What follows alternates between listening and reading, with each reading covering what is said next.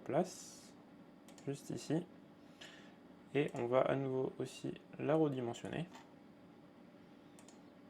Donc, hop, on vient jusqu'au bord. Et donc ensuite, là, on peut la redimensionner aussi en largeur.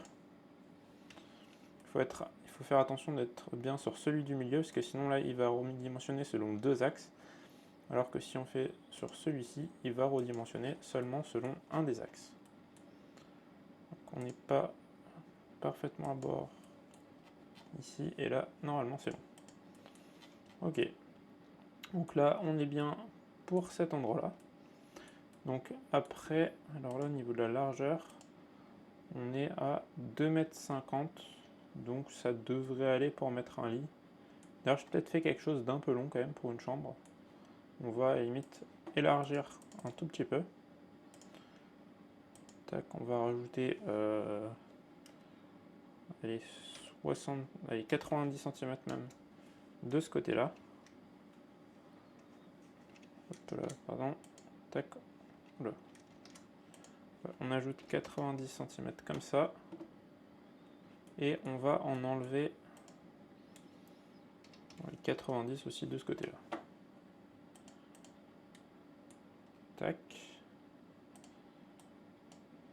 Ensuite, du coup, on va faire la même chose pour celui-ci, puis pour celui-là. On va juste venir déplacer cette partie-ci. Hop, le but c'est qu'elle vienne à peu près au milieu. Donc on doit être à 0,45. Et normalement on doit être à la même distance de chaque côté. Donc 1,90 m et 1,90 m. On est bon. Donc maintenant une astuce assez importante, c'est que vous allez donc appuyer sur ce composant. Vous allez faire exploser et donc là vous allez resélectionner donc le tout et refaire exploser. Tac. Vous faites autant de fois que nécessaire pour qu'il n'y ait plus justement des composants en fait dans le composant.